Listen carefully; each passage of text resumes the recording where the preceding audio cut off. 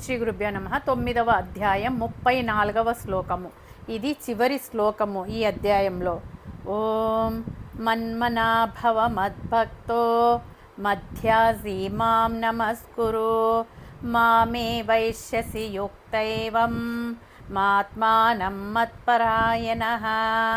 పరమాత్మ ఏమంటున్నాడంటే, నీ మనస్సును నా యందే నిలుపుము, నా భక్తుడవై ఉండుము, నన్నే ఆరాధించుము, నాకు నమస్కరించు.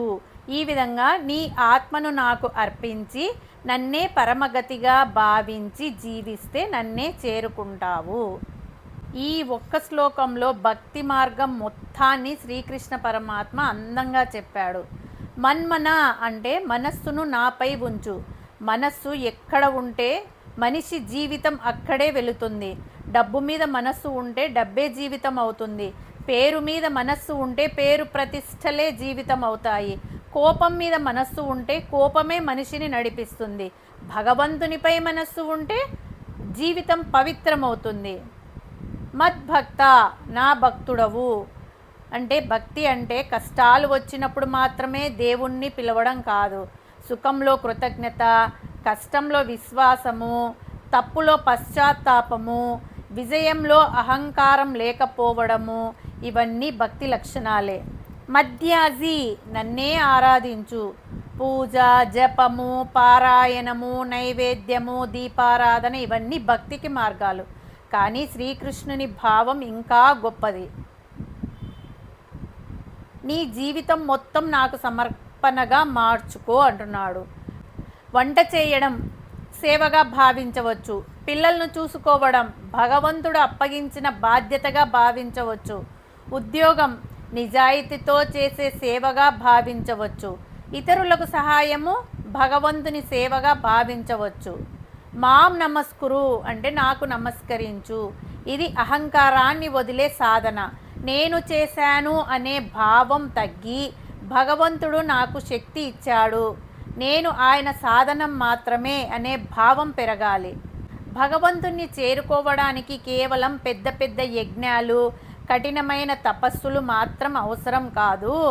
ప్రేమతో, విశ్వాసంతో, నిరంతర స్మరణతో, సమర్పణ భావంతో జీవించడం కూడా పరమమైన మార్గమే. శ్రీకృష్ణ పరమాత్మ ఇక్కడ అర్జునునికి ఒక గొప్ప రహస్యాన్ని చెబుతున్నాడు. భగవంతుణ్ణి చేరుకోవడం అంటే మరణం తర్వాత మాత్రమే జరిగే విషయం కాదు. మనస్సులో భగవంతుని స్మరణ మొదలైన క్షణం నుంచే మనిషి అంతరంగ ప్రయాణం ప్రారంభమవుతుంది.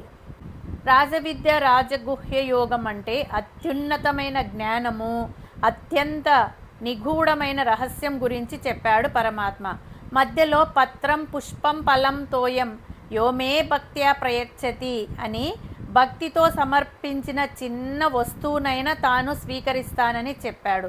తర్వాత యత్కరోషి యదస్నాసి అని మనం చేసే ప్రతి పనిని భగవంతునికి సమర్పించమన్నాడు. ఇప్పుడు ఈ శ్లోకంలో మన్మనా భవ మద్భక్త మధ్యాసి మాం నమస్కురు అంటే మనస్సు, భక్తి, ఆరాధన, శరణాగతి, ఇదే 9వ అధ్యాయం యొక్క సారాంశం. ఇది మన జీవితానికి అత్యంత ఉపయోగకరమైన శ్లోకం. ఉదయం లేవగానే మొబైల్ చూడడానికి ముందు 2 నిమిషాలు పరమాత్మ, ఈరోజు నీకు సమర్పణగా జీవిస్తాను, నా చేత తప్పు జరగకుండా నన్ను నడిపించు అని ప్రార్థన చేసుకోవచ్చు. అదే మన్మన అనేసి అంటారు. పని చేసేటప్పుడు నేను చేస్తున్నాను అనే భావం లేకుండా నాకు ఇచ్చిన బాధ్యతను నిజాయితీగా నిర్వర్తిస్తున్నాను అనే భావం కలిగి ఉండాలి. అదే మధ్యాజీ భావము. సమస్య వచ్చినప్పుడు ఎందుకు నాకు మాత్రమే అని బాధపడకుండా ఈ పరిస్థితిలో కూడా నాకు సరైన మార్గం చూపించు అని భగవంతుణ్ణి ఆశ్రయించాలి. అదే నమస్కురు, మాం నమస్కురు, పరమాత్మను నమస్కరించడం. విజయం వచ్చినప్పుడు నా తెలివి వల్లే జరిగింది అని అహంకరించకుండా దేవుడు అవకాశం ఇచ్చాడు, పెద్దల ఆశీర్వాదం ఉంది, అందరి సహకారం ఉంది అని గుర్తుంచుకోవాలి. ఇది భక్తి యొక్క లక్షణం. ఒక గృహిణి ఉదయం నుంచి రాత్రి వరకు కుటుంబం కోసం ఎన్నో పనులు చేస్తుంది. వంట చేయడం, పిల్లలను చూసుకోవడం, ఇంటిని చూసుకోవడము, ఇవి సాధారణ పనులుగా కనిపిస్తాయి. కానీ నేను నా కుటుంబాన్ని సేవించడం ద్వారా భగవంతుని సేవ చేస్తున్నాను అని భావిస్తే అప్పుడు అదే పని కర్మయోగం, భక్తి యోగం అవుతుంది. కాబట్టి మన మనస్సును పవిత్రమైన ఆలోచనలతో నింపాలి. భగవంతునిపై ప్రేమ, విశ్వాసం పెంచుకోవాలి. మన బాధ్యతలను నిజాయితీగా నిర్వర్తించాలి. నేనే అన్నీ అనే భావాన్ని వదిలేయాలి. ఈ శ్లోకంలోని చివరి పదం చాలా ముఖ్యమైనది. మత్పరాయణ అంటే నా జీవితానికి పరమమైన గమ్యం భగవంతుడే అనేది గుర్తుంచుకోవాలి. మనిషి జీవితమంతా ఏ భావంతో జీవిస్తాడో ఆ భావమే చివరి సమయంలో కూడా బలంగా ఉండే అవకాశం ఎక్కువ. అందుకే చివరి క్షణంలో మాత్రమే దేవుణ్ణి గుర్తు చేసుకోవడం కంటే ప్రతిరోజు కొంచెం కొంచెంగా భగవంతుని స్మరణ అలవాటు చేసుకోవాలి. అప్పుడు భగవంతుని స్మరణ మన జీవితంలో సహజంగా మారుతుంది. మనస్సు భగవంతునిలో ఉంచు, హృదయంతో ఆయనను ప్రేమించు, నీ పనులను ఆయనకు సమర్పించు, అహంకారాన్ని వదిలి ఆయనను శరణు పొందు. ఇలా జీవిస్తే భగవంతుడే నీ పరమ గమ్యం అవుతాడు. శ్రీకృష్ణ పరమాత్మ ఇక్కడ మనిషిని ప్రపంచాన్ని వదిలి అడవికి వెళ్ళమని చెప్పడం లేదు.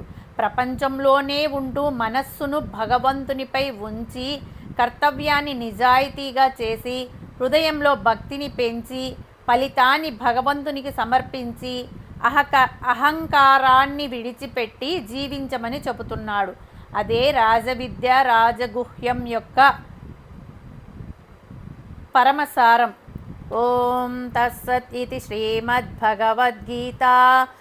ఉపనిషత్సు బ్రహ్మ విద్యాయాం యోగశాస్త్రే శ్రీకృష్ణార్జున సంవాదే రాజవిద్యా రాజగుహ్య యోగో నామ 9వ అధ్యాయః.